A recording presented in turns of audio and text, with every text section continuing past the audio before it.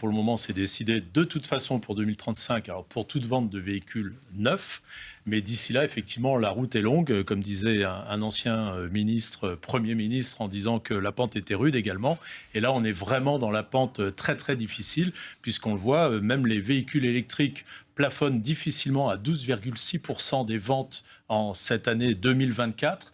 Les objectifs et les ambitions étaient bien plus fortes, puisqu'on veut atteindre 100% de véhicules électriques en 2035. Et l'effet induit, c'est que les constructeurs qui n'arrivent pas à correspondre d'ici à 2035 aux différentes normes européennes imposées sur les rejets de CO2 seront taxés avec des amendes. Et Luca De Meo, qui est le président de l'ACEA, au-delà de Renault, il est aussi président de l'ACEA, le groupement de constructeurs européens.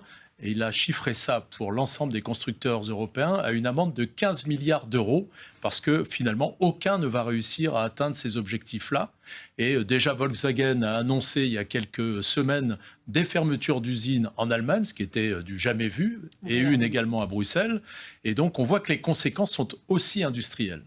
Luc Bazizin, est-ce que c'est ça la clé? L'Europe n'a pas assez investi au moment où il fallait le faire? C'est une question de stratégie, en fait? Il y a à la fois ça, puis il y a aussi le fait que les constructeurs européens, en fait, font des voitures un peu boîte à outils. C'est-à-dire qu'ils vont chercher chez les différents équipementiers ce qui va leur permettre d'assembler une voiture. Donc on n'est plus trop constructeur, mais plus assembleur de pièces d'équipementiers. Donc on est fragilisé, puisque à chaque fois, effectivement, on dépend de ces équipementiers en payant la marge qui, du coup, augmente avec tout ce qui a pu se passer depuis le Covid.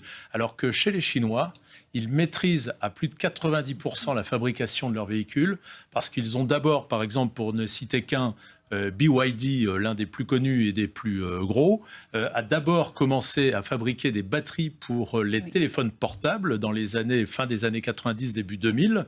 Le fameux petit Motorola, c'était leur fameuse batterie BYD. De là, ils se sont décidés à faire des batteries plus grosses pour les constructeurs européens.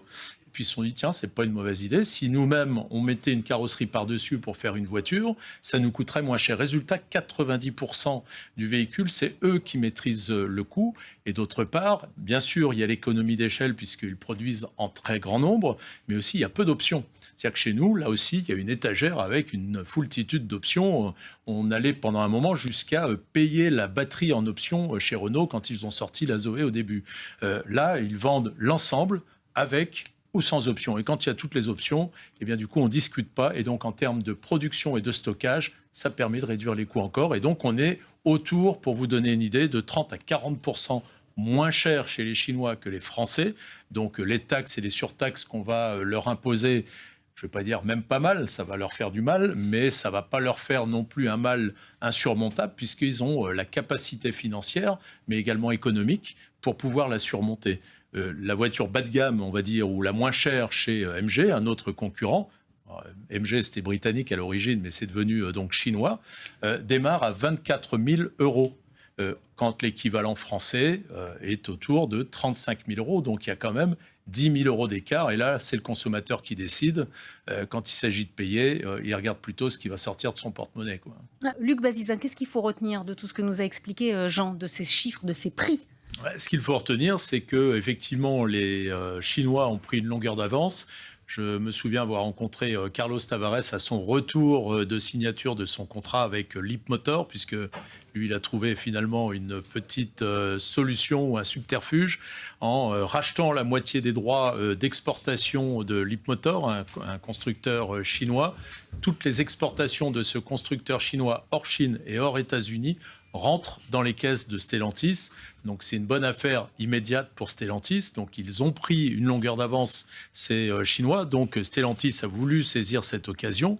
La seule difficulté, c'est qu'effectivement, ils sont tellement lancés à grande vitesse que quand ils revenaient donc de Chine, il m'a tout simplement dit, les Chinois courent, nous pour le moment, dans le meilleur des cas, on marche, mais on est plutôt immobile.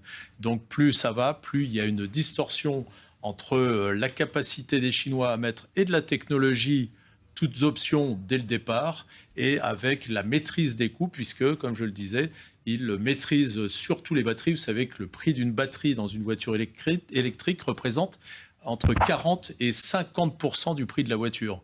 Donc effectivement, quand c'est vous-même qui la possédez, ça rend la voiture largement moins chère. Et donc là, ça va être très difficile pour nous, même si on fait beaucoup d'efforts, d'arriver à leur niveau. Donc on va perdre confiance dans tout l'argent qu'on pourrait nous prendre en plus pour la transition écologique. C'est pas une bonne nouvelle. Ça va. Luc Bazizin, un peu plus. Oui, c'est au fait de l'écologie punitive, puisqu'on voit il y a non seulement 500 millions d'aides qui vont être supprimées sur les véhicules électriques, donc ça ne va pas encourager à en acheter, et de l'autre, les véhicules thermiques vont être eux aussi malucés. Donc c'est un peu schizophrénique, comment je fais? C'est-à-dire que la voiture électrique, je ne suis pas aidé, et la voiture thermique, je suis puni.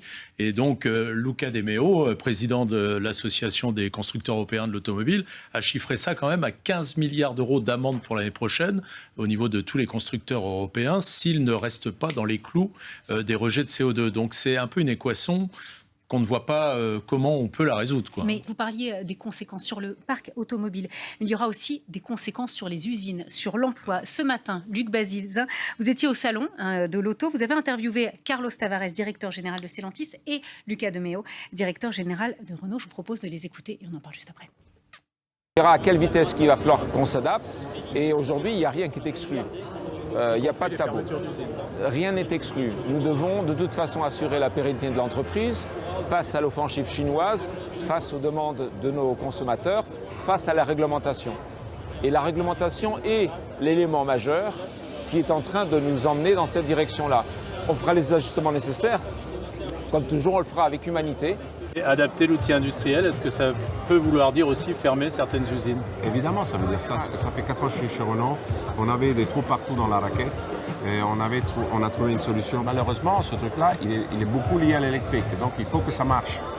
Ça a induit un investissement, comme vous disiez au début, de 20 milliards d'euros entre nous, les fournisseurs, et tout, parce qu'on a tout compacté dans le nord de la France pour qu'on soit efficace et compétitif.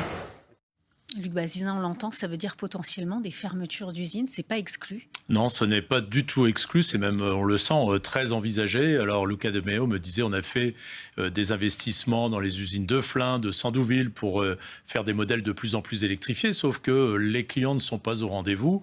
Donc au bout d'un moment, c'est comme chez le boulanger, hein, si vous fabriquez chaque jour 10 tartes aux pommes et qu'il s'en vend que 2, ben, il y en a 8 que vous ne fabriquerez plus et ceux qui les faisaient partiront avec, quoi, hein.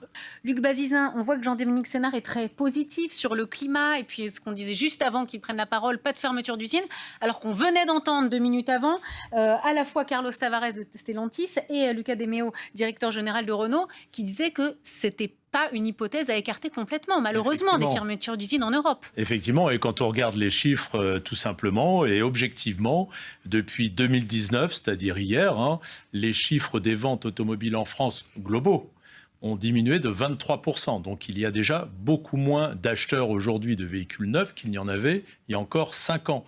Et d'autre part, le véhicule électrique plafonne. Il est monté assez rapidement au moment de la crise Covid. Et puis maintenant, il plafonne. Il est autour de 12%. Et en fait, Volkswagen, qui est un concurrent européen, a lui-même reconnu qu'il y avait des surcapacités de production en Europe. Et il y a donc quelques semaines, a tout simplement annoncé qu'il allait y avoir des fermetures d'usines et en Allemagne et à Bruxelles. C'est bien une preuve que, quelque part, il y a une fragilité, même si on affiche un beau sourire, on peut dire quand même qu'il y a une fragilité qui est en train de se passer parce qu'il y a une surproduction, une surcapacité par rapport à ce que, tout simplement, les consommateurs sont en capacité d'avaler. Alors, le renouveau des véhicules, c'est un peu ce que Renault essaye de jouer aujourd'hui, alors avec des véhicules revival, que ce soit la R4 qui ne ressemble pas vraiment à une 4L, la R5 qui ressemble bien à la R5, et puis la Twingo qui est la petite surprise sympatoche de ce salon, puisque dans 2 ans, une nouvelle Twingo avec de couleur verte que l'on voit ici, avec ses yeux de grenouille, va ressortir. Alors elle sera 100% électrique. Luca De Meo, donc le directeur général de Renault, espère pouvoir reproduire ce qu'il avait fait chez Fiat avec la Fiat 500. Ça a sauvé l'entreprise Fiat à l'époque. Mais là, elle sera 100% électrique. Est-ce que ça va marcher? C'est encore la question.